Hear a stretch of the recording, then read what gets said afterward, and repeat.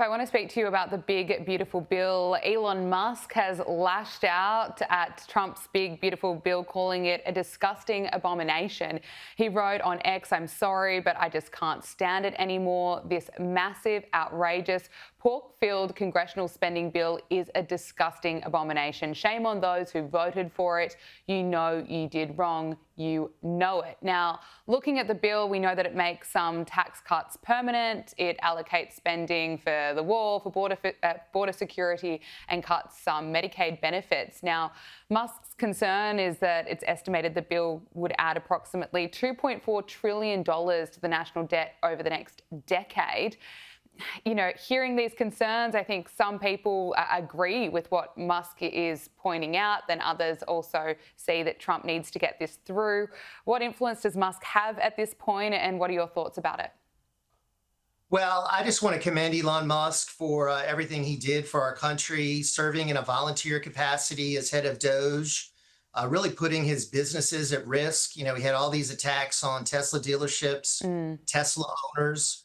So he did all of this for the American people, and he went through all of this. They identified 170 billion in cuts, and he didn't see any of it in this big, beautiful bill. Now they've come forward with an anemic $9.3 billion rescission bill that is just a joke, just the small fraction of what they've identified. So I think he's raising legitimate concerns. I think a lot of people that are fiscal hawks, fiscal conservatives, think that this bill should have had a lot more spending cuts. Our budget deficit right now is knocking on the door of $37 trillion. We've added about 800 billion since Donald Trump became president just 4.5 months ago. So it's literally out of control. There's a lot of speculation around the relationship between Elon Musk and Donald Trump. It's interesting that Trump has not fired back at Elon, which, you know, typically we might see him do that. He's certainly done that in the past with others, suggesting that maybe he still also has a lot of respect for Elon Musk and the work that he has done for Doge.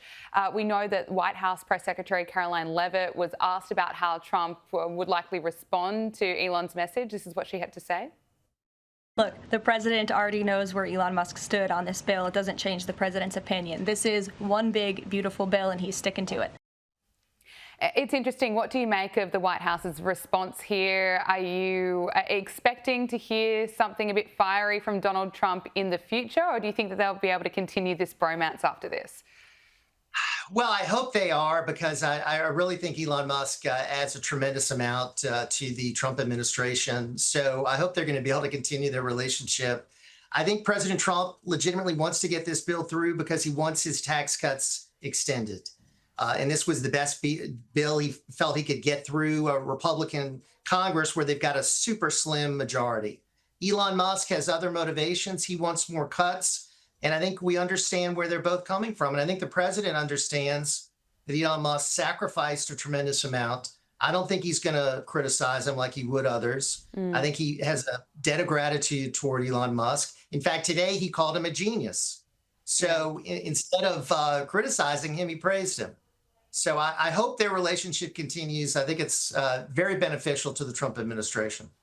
I want to ask you about the Democrats. We've seen plenty of bizarre behaviour from Democrats in more recent times, I should say. But this latest stunt by Congressman Eric Swalwell has certainly backfired. Look at this video.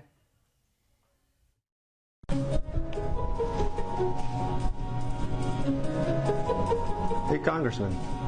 Trying to help you? What the is up with Trump always chickening out on tariffs?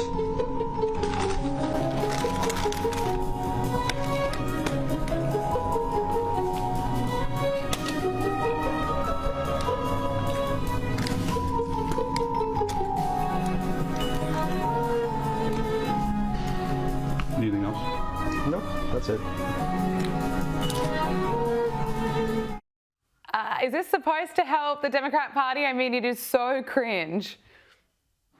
It is. It is. I mean, Eric Swalwell is a joke. I mean, come on. He had a relationship with a Chinese spy. I mean, the guy came in last place when he ran for president. He says he learns about Republican members of Congress at the gym. He talks to them over lifting weights. I don't think anybody believes that. And this stunt, of course, the taco stands for Trump always chickening out, which is a ridiculous claim, because what he does is he set these tariff levels. These countries then want to negotiate a better deal. He relaxes them because he gets a better deal for the country. So it's called negotiating. It's called the art of the deal. It's what he's been doing his entire life as a businessman, as a politician. So he's not chickening out. He's just negotiating. And Eric Swalwell, I mean, let him keep doing what he's doing. It's not going to help the Democrats.